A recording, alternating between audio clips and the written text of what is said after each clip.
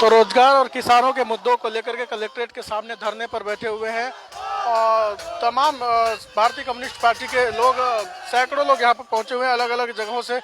मजदूरों को बुलाया गया है और देखिए किस तरीके से नारेबाजी हो रही है।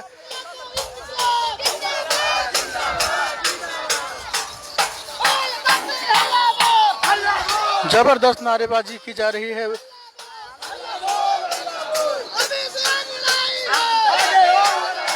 रोजगार को लेकर के बहुत बड़ा आंदोलन यहाँ पर कलेक्ट्रेट के सामने चल रहा है।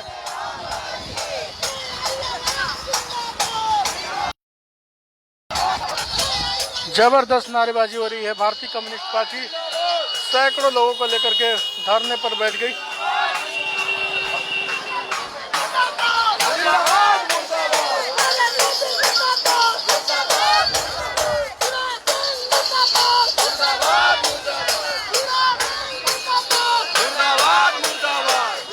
मुख्यमंत्री के खिलाफ नारेबाजी की जा रही है। देखिए जो तस्वीर है आपके सामने है। नहीं चलेगा, नहीं चलेगा।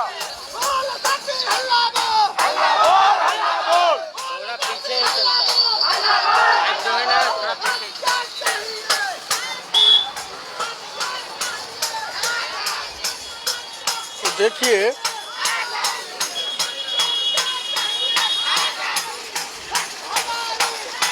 जबरदस्त नारेबाजी हो रही है रोजगार के मुद्दे को लेकर के।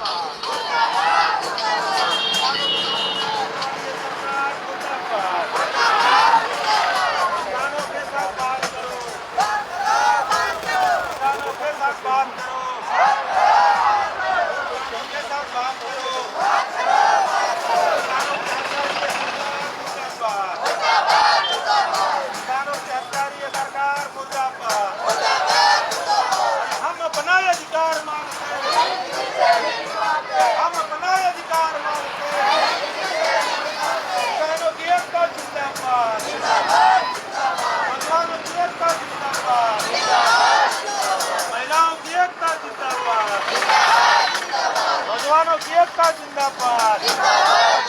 अरे रोजी रोटी दे न सकी जो, रोजी रोटी दे न सकी जो, जो सरकार निकम्मी है, जो सरकार निकम्मी है।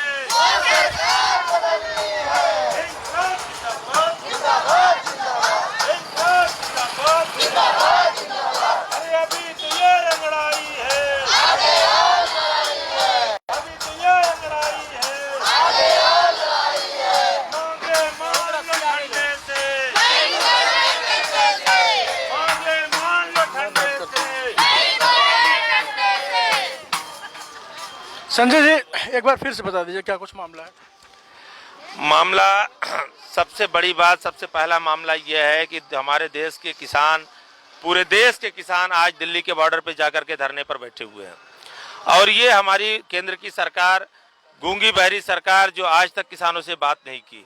सबसे दुखद बात यह है कि देश का पेट भरने वाला, देश को जिंदगी देने वाला किसान आज 34-35 लोग शहीद हो चुके हैं, लेकिन इस निकम्मी और नाकारा सरकार के कानों तक अभी तक जू नहीं रहेंगी। सबसे बड़ा इशू तो यह है जिसके समर्थन में आज हम लोग ये धरना आयोजित किए हुए हैं। अभी क्रमिक धरना चल रहा है। अगर जरूरत पड़ी, सरकार नहीं झुकी, किसानों से नहीं बात किए, तो उन किसानों के साथ जिस तरह वो भूख हड़ताल पर अपनी हड़ताल जारी किए हुए हैं, हम लोग भी यहाँ पर भूख हड़ताल जारी। रोजगार का भी मुद्दा है, रोजगार, कुछ लोग बेरोजगार लोग हैं। युवाओं के लिए रोजगार का मुद्दा यह है, सिंगरौली जिला आप जानते हैं पूरा औद्योगिक क्षेत्र है। यहाँ के किसानों की जमीन छीन करके इनको तो एक तो बेघर और बेरोजगार बना दिया गया है, दूसरा इनका सब कुछ छीन जाने के बावजूद भी इनके लिए रोजी रोजगार की व्यवस्था न यहाँ का जिला प्रशासन कर रहा है, ना ही यहाँ की जो औद्योगिक इकाइयां हैं, जो उन्होंने यहाँ पे अपना प्लांट स्थापित किया है, कारखाना लगाए हैं, खदानें खोले हैं, इन लोगों के द्वारा भी यहाँ के युवाओं को रोजगार नहीं दिया जा रहा है, जिसकी लड़ाई हमारा ऑल इंडिया यूथ फेडरेशन भी लगातार लड़ रहा है और आज भी वो इस धरने में। क्या उद्देश्य क्या है? आज धरने का उद्देश्य हमारा यह है, एक तो किसान आंदोलन को समर्थन करना, दूसरा जो सबसे बड़ा इशू है, उज्जैनी ग्राम पंचायत का रोजगार सहायक और सचिव मिलकर के 80 लाख रुपया का घोटाला किया आम जनता का। आज तक बिना कोई काम किए उन्होंने शासकीय राज का गबन किया। जिला पंचायत सीओ, जिला कलेक्टर, एसडीएम, तहसीलदार, जनपद सीओ, सबको चिट्ठी पत्री देने के बावजूद भी आज तक उस सचिव के ऊपर कोई कार्रवाई नहीं हो पाई। दूसरा एक दुधवनिया का पटवारी है जिसने सरेआम लोगों से ओला पाला और तमाम जो जन कल्याणकारी योजनाओं में कौन सा अभी की पीएम किसान योजना, इसमें नाम जोड़ने के लिए 5-5 हजार रुपया उन्होंने प्रति किसान से लिया है और अभी तक उन किसानों ने जिनने पैसा दिया उनका भी नाम नहीं जोड़ा और जिनने नहीं दिया तो उनका तो नाम जोड़ने का सवाल ही पैदा नहीं। ऐसे दुधवनिया के पटवारी को तत्काल बर्खास्त करने की मांग है। ये 3 जो प्रमुख इशू हैं, पहला है रोजगार, दूसरा है इन दोनों भ्रष्ट अधिकारियों के ऊपर कार्रवाई करना, तीसरा मैं आपको सबसे बड़ी बात बता दूं, जनपद पंचायत बढ़न में पदस्थ राजेश पांडे जो बाबू है, संबल योजना में जिन श्रमिकों की मौत हो गई है या जिनका विवाह, प्रसूति, इस तरह के जो योजनाओं का लाभ देना है, वो आदमी पर केसेस 20,000 से 50,000 रुपया रिश्वत लिए बिना एक भी जन कल्याणकारी योजनाओं का लाभ यहाँ की क्षेत्र की जनता को नहीं दिलाता।